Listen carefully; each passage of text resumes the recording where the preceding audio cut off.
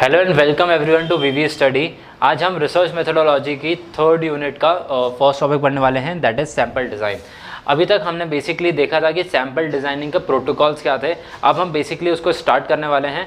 और हम कैसे करेंगे सैम्पल डिज़ाइन? बाय स्टार्टिंग की by understanding that what is a sample. ठीक है, सो लेट्स अंडरस्टैंड कि पहले पॉपुलेशन क्या है। तो पॉपुलेशन के एक छोटे से एलिमेंट को बोलते हैं, पॉपुलेशन के एक छोटे से ग्रुप को बोलते हैं सैम्पल।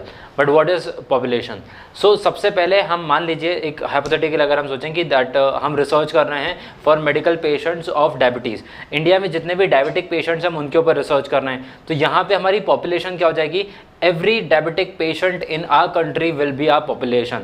लेट्स अज्यूम कि इंडिया में 138 करोड़ में से जो हमारी पॉपुलेशन है दैट इज़ 20 करोड़ पॉपुलेशन जो कि डायबिटिक पेशेंट्स है। अब वो किसी भी स्टेज पर डायबिटिक हो, कौन से भी टाइप के डायबिटिक हो, that is not our consideration. But हमारी कंसिडरेशन क्या है, हमारी प्रॉब्लम क्या है, ये हमारे सैंपल में कौन आना चाहिए? All the diabetic patients. तो हमारी यहाँ पे पॉपुलेशन हो गई 20 करोड़।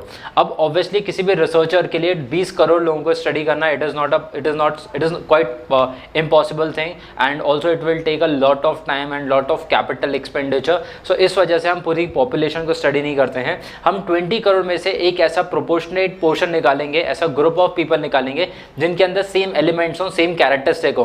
That means कि हमारे सारे जितने भी sample में लोग होने वाले हैं जिनसे हम data collect करने वाले हैं, वो जो data जिससे collect कर रहे हैं वो सबके सब diabetic patients होने वाले हैं। तो यहाँ पे जो छोटा सा sample होगा, so 20 crore diabetic patient is the population, and out of that let's say 2 crore population, 2 crore people is our sample group. अगर हम 2 करोड़ लोगों को स्टडी कर सकते हैं तो वो हमारे सैम्पल ग्रुप में आ जाएंगे। और जो टोटल डायबिटिक पेशेंट्स हैं हमारी कंट्री में that is are population.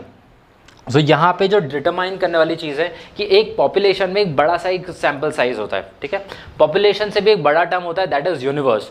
Now what is universe and what is the difference between universe and population?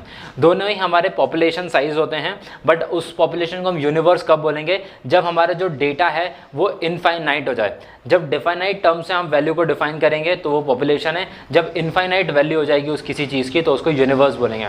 For example, अगर आपको mosquitoes के ऊपर research करना है तो mosquitoes के number आप count नहीं कर सकते हो, so वो हो जाएगी आपकी infinite population। तो infinite population को हम बोलेंगे universe।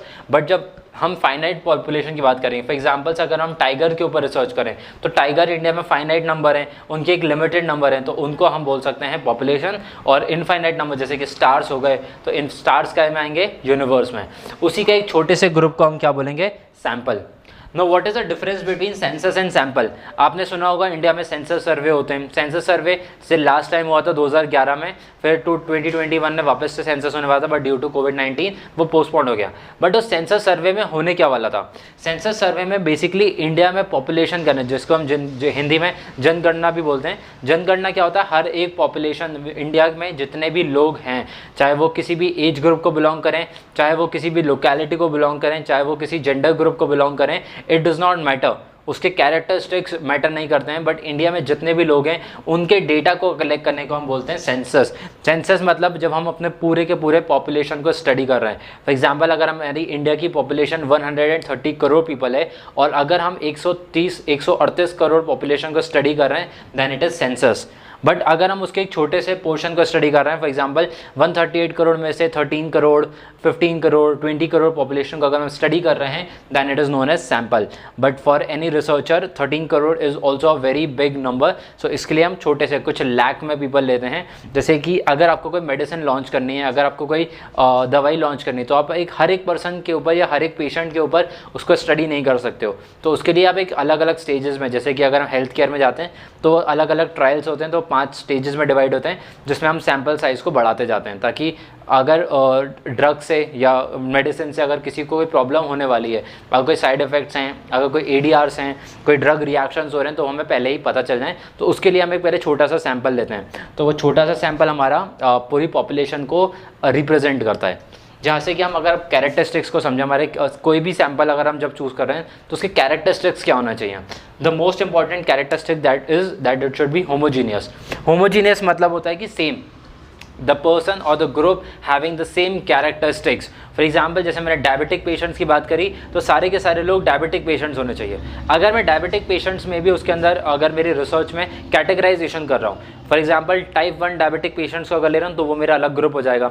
सिमिलरली अगर मैं इंडिया में मार्केट करने वाला हूँ कोई नया प्रोडक्ट, फॉर एग्जांपल अगर मैं ऑटोमोबाइल में कोई नई टेस्ला के कॉम्पिटिटिव वाली गाड़ी लेके आने वाला हूँ, तो इंडिया में जो लोग जनरली टेस्ला की जो गाड़ियाँ आती हैं वो इंडिया में 1 करोड़ तक की आती हैं। तो बेसिक अगर हम प्राइस रेंज देखें जो मैं कार लॉन्च करने वाला हूँ उसकी अगर 50 लाख टू 1 करोड़ है, तो क्या इंडिया में 138 करोड़ मेरे प्रोडक्ट को खरीद सकते हैं? क्या वो अफोर्ड कर सकते हैं मेरी गाड़ी को? ऑब्वियसली नहीं। 138 करोड़ में से एक बहुत ही छोटा सा पोर्शन होगा इंडिया में, एक नीश सेगमेंट होगा जो कि मेरे प्रोडक्ट को खरीद सकता है या प्रोडक्ट को अफोर्ड कर सकता है। सो बेसिकली जो मेरी प्रोडक्ट की अफोर्डेबिलिटी की रेंज में आएगा मैं सिर्फ उन्हीं को अपने पॉपुलेशन साइज में लूँगा। So before researching on that particular vehicle मैं पहले सर्च करूँगा कि इंडिया में कितना बड़ा मार्केट है जो उस प्राइस विड्थ में या प्राइस वेंड में गाड़ी को अफोर्ड कर सकता है।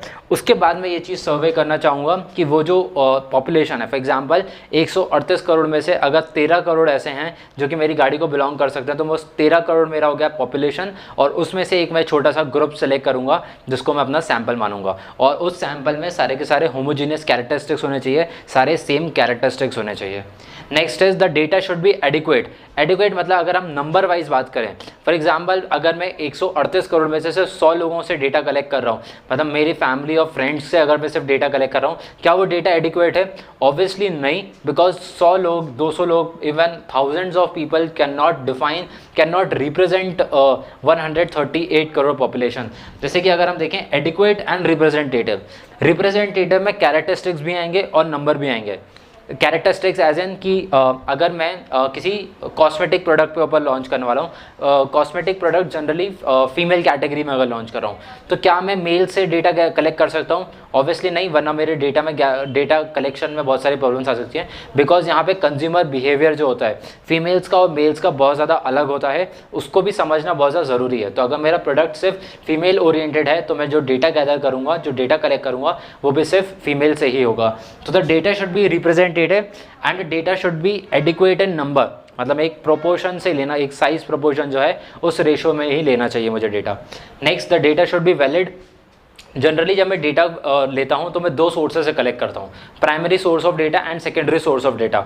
जब मैं जर्नल्स, आर्टिकल्स, न्यूज़पेपर्स या फिर ओल्ड रिसर्चर्स से अगर मैं डेटा कलेक्ट करता हूं तो क्या वो वैलिड डेटा है, उसकी वैलिडिटी प्रूव करना बहुत ज़्यादा इंपॉर्टेंट है। फॉर एग्जांपल मान लीजिए मैंने कोई कॉलेज में अगर रिसर्च की है, तो obviously when I was in college तो ज़रूरी नहीं है कि मैं बहुत ज़्यादा क्वालिफाइड हूँ उस रिसर्च के लिए। तो अगर किसी अनक्वालिफाइड अगर रिसर्चर ने कोई प्रीवियस रिसर्च करी है और अगर उसके डेटा को मैं कलेक्ट करके, उसके डेटा को बैक करके अगर मैं स्टडीज़ कर रहा हूँ, उस डेटा को अगर मैं कलेक्ट कर रहा हूँ, then it is not a valid data.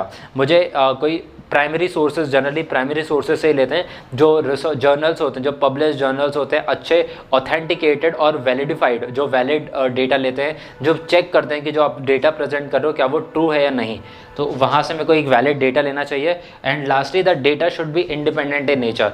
जो भी मेरे सैंपल में आ रहा है क्या वो इंडिपेंडेंट कैरेक्टरिस्टिक शो कर रहा है। फॉर एग्जाम्पल अगर मैं मान लीजिए एक डाइस को थ्रो कर रहा हूँ और एक डाइस को थ्रो करने में एक नंबर आने की, डाइस में नंबर 1 आने की प्रोबेबिलिटी क्या है? 1/6। It does not depend on 2, 3, 4, 5 and 6। जो एक नंबर है वो सिर्फ खुद के ऊपर डिपेंड करता है। सिमिलरली अगर मैं 6 की बात करूँ तो 6 भी इंडिपेंडेंट नंबर है।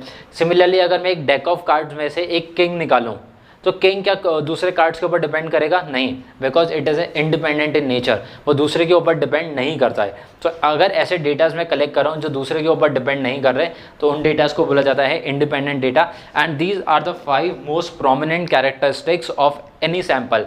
अगर किसी भी डेटा में मेनली अगर हम हेट्रोजीनियस डेटा की बात करें, अगर हम हेट्रोजीनियस डेटा कलेक्ट कर रहे हैं तो उसमें 100% चांसेस हैं कि उसके अंदर एरर आएंगे ही, बिकॉज जहाँ पे मल्टीपल एक तरीके मिक्सचर क्रिएट कर रहा हूँ सैम्पल का, जिनके अलग अलग कैरेक्टरिस्टिक्स हैं। फॉर एग्जांपल मैं डिफरेंट एज ग्रुप्स को कलेक्ट कर रहा हूँ, डिफरेंट जेंडर्स को कलेक्ट कर रहा हूँ, डिफरेंट ज्योग्राफी से डेटा कलेक्ट कर रहा हूँ। Sometimes it is very beneficial for some product. अगर मैं कोई नेशन वाइड प्रोजेक्ट लॉन्च कर रहा हूँ जो कि सारे ही जेंडर्स के लिए और सारे एज ग्रुप को बिलोंग करता है, then it is a very good data.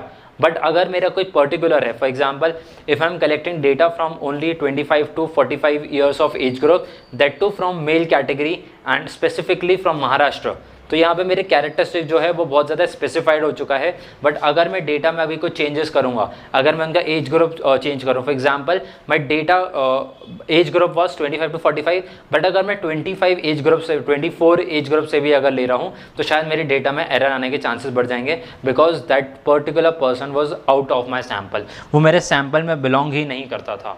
So these are the main characteristic of sample.